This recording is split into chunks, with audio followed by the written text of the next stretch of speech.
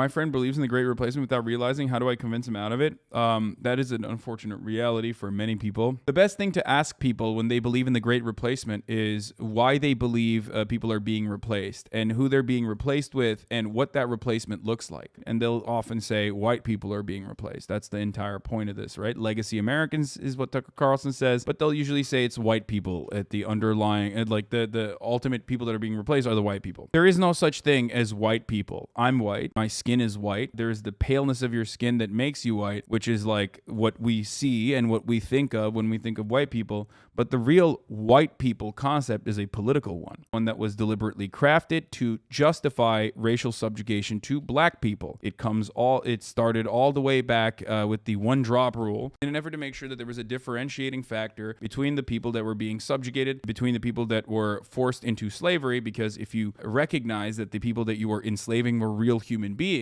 then all of a sudden that gets into tricky moral territory for a lot of people who are going to say, that's not a good look, sweaty. You're kind of enslaving human beings. That's where whiteness comes from. And I'm not talking about whiteness like I'm white, my pale skin. I'm talking about whiteness as a dominant political faction. When people talk about white, there's two different kinds of white. What I'm specifically talking about is whiteness as a political tool, as a political concept. It is one way to conceptualize power. And that's precisely why that in-group, because whiteness is only defined by what it's not. Whiteness is only defined by its proximity to blackness. Whiteness is only defined by capturing power and being the dominant in-group in this circumstance. When people say white culture, that's precisely what they're talking about. That's why there is nothing really identifiable about white culture in particular, other than like memes like lol, eating mayo, putting raisins in potato salad, that sort of shit, not being able to dance. Those aren't real tangible white culture things. A part of the reason why I also mention this is because there is no such thing as like, I'm a white person and whiteness needs to be protected, because you're not a white person, you're Irish. You're not a white person, you're Polish. Every white person in this country,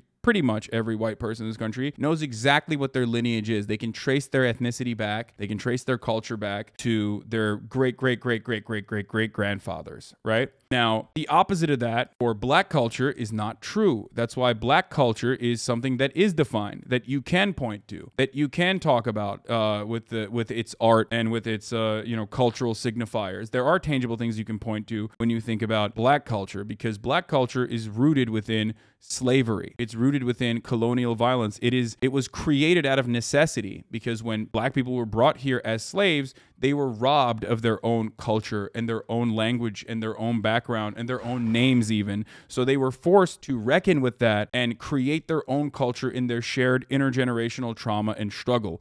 That's the main difference between black culture and white culture for the most part. That's why there's tangible things when you think about black culture, but there's nothing really that tangible when you think about white culture. This does not mean that like you aren't white, or, when I say whiteness doesn't exist, you can clip that out of context and be like, oh, look at this fucking idiot. Like, look at what he's saying. I'm white, dumbass. But why do you think I'm not white? Why do you think the manifesto writing white supremacist shooter literally specifically had a block dedicated to how Turks are not white? Why do you think that he mentioned that specifically? Because Turkish people are Muslim, so they're not actually technically white. Do you understand? That's where whiteness becomes a political tool. Everybody deep down inside understands that, but it does not change that reality for some reason. But here, I'll give you more historical examples. Whiteness being a political concept and one that has expanded throughout time. If you go far back in time, you will recognize that Benjamin Franklin famously considered even Germans to be not white. Here is the passage, the Swarthy Germans passage from Benjamin Franklin. I read this yesterday. Why should the Palatine Boers be suffered to swarm into our settlements and by herding together establish their language and manners to the exclusion of ours? Why should Pennsylvania, founded by the English, become a colony of aliens who will shortly be so numerous as to Germanize us instead of our Anglifying them, and will never adopt our language or customs any more than they can acquire our complexion? Which leads me to add one remark, that the number of purely white people in the world is proportionally very small. All Africa is black or tawny. Asia chiefly tawny. America, exclusive of the newcomers, wholly so. And in Europe, the Spaniards, Italians, French, Russians, and Swedes are generally of what we call swarthy complexion. Benjamin Franklin did not even consider at the time anyone who was Anglo-Saxon to be white. And throughout time, your grandfather or your grandparents were not considered white. If they were Italian immigrants, they were not considered white. If they were Greeks, they were not considered white. If they were Polish, they were not considered white. If they were Jewish, they were not considered white. All of which is now a part of the in-group. If they were Irish, they were not considered white. So, like I said, whiteness has expanded throughout time, and it now even includes in the American census data, at the very least, Hispanic people as well. And I don't mean Spanish people from Europe, but Hispanic people who are descendants of Spanish people who have mixed with the indigenous populations in Latin American countries. There is a concept such as white Hispanics in this country. Even Hispanic people, once again, for a very long time would not have been considered to be white, are now considered white. So the reason why I'm mentioning that is because that concept has expanded. But usually under fascist leadership, because of the way fascism operates, because of the way white supremacy operates, that concept shrinks. Okay, so if you think you're in the comfort right now of living in the imperial core, being considered white, think again.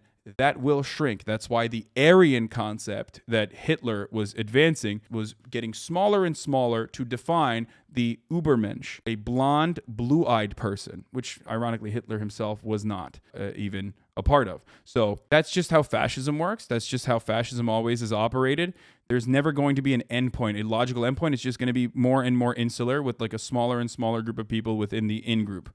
So that's, that's something to consider, something to understand. I hope that is a little bit more helpful in your understanding of how whiteness has expanded throughout time. But ultimately, it's not a real concept. It's just power. Just a group of people at least have some level of proximity to power. Now, of course, there are things that are more significant than whiteness when defining power, because we live in a capitalist organization of the economy. What does that mean? Say, Hasan, I'm white. Theo Vaughn, for example, has a very funny bit about this. He'll say, actually, you know what? I'm going to show you that bit really quickly to describe to you that class sometimes, or in most circumstances actually, completely overrule or supersede your race, okay? City in my neighborhood, diversity is always people's talking about it.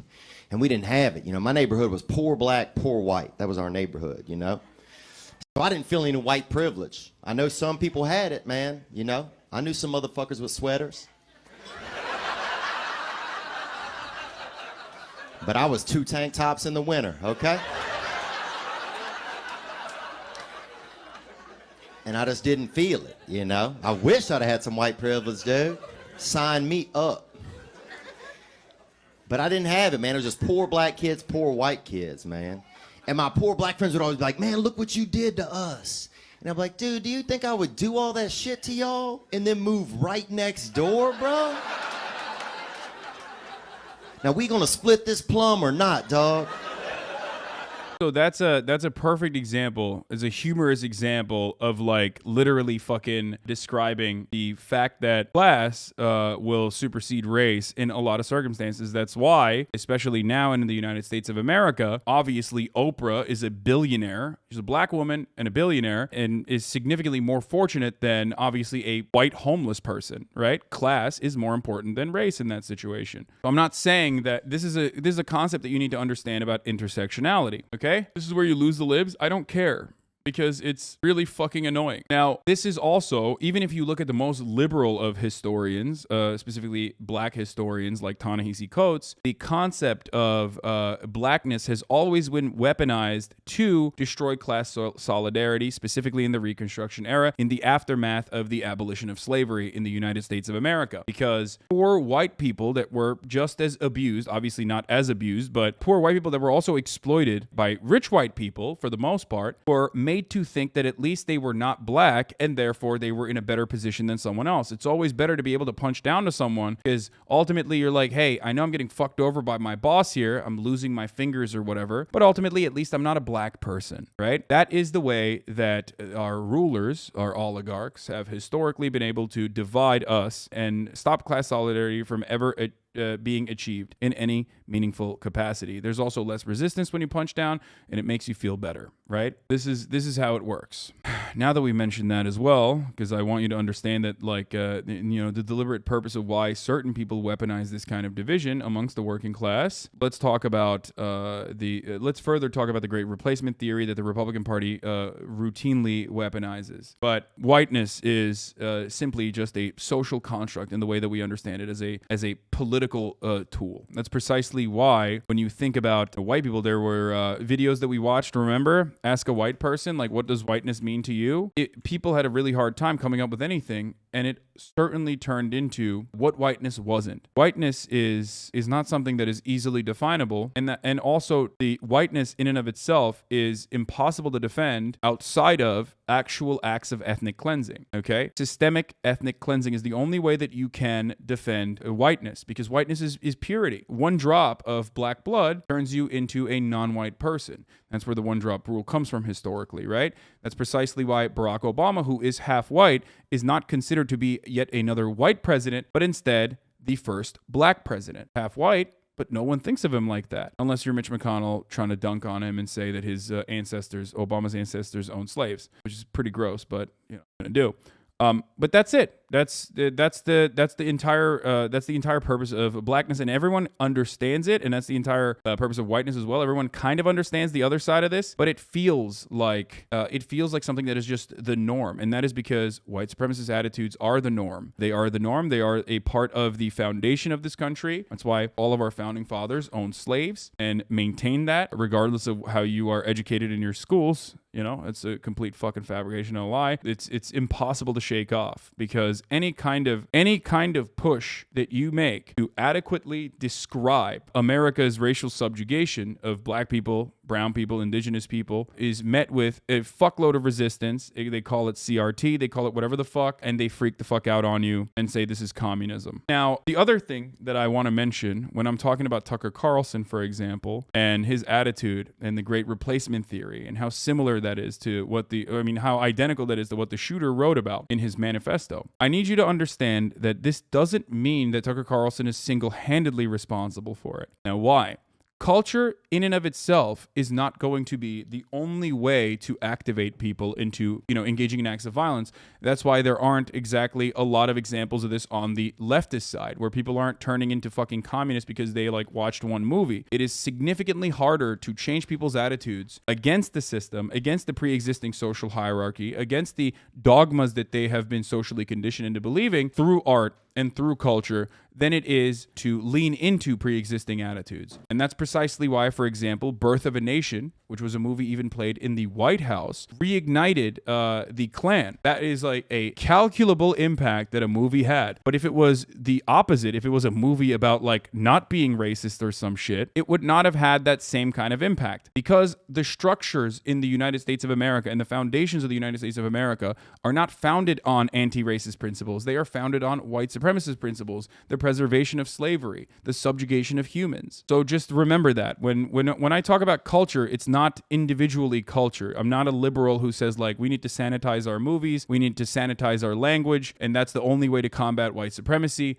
That is not a way to combat white supremacy. In many circumstances, that's actually a feckless way to combat white supremacy. It's not. It's just super individualized. It's hyper atomized, and it makes us feel like we have a semblance of power when we're able to impact culture because a corporation listens to us. But ultimately, you're not. You're not actually changing anything. You're just simply so powerless that you want to exert any kind of control over your own life because you recognize that you can't exert any kind of control over the structures. That is what ultimately needs to change. And the only way to change the structures is through class consciousness, instilling class consciousness, building organizations, organizing your workplace, having some kind of labor power and labor militancy in an effort to push back against your masters at your workplace, but then also even the Democratic Party to motivate them to do the right thing when they refuse to do so. This is all incredibly This is a super long and super difficult agenda that has fallen short time and time again. That's why America's unionization rates are dog shit. That's why we have no class consciousness. That's why, the 1920s are not all that different from the attitude that we have currently.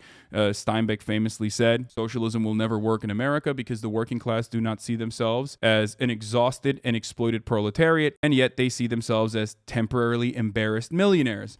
Now, that within cryptocurrency, you can see that within every facet of our lives, but so many people on the internet think that like owning their 1997 broken down Honda Civic is actually a form of owning capital, and they are simply temporarily embarrassed billionaires. That Sigma Grindset attitude, that meritocracy is a lie, or meritocracy is a reality, and that's precisely how they are one day going to make it as well. And when they make it, they want to make sure that like the system is deregulated, not realizing that deregulation itself is making it impossible for them to have a semblance of upward social mobility. So just understand that it's all interconnected.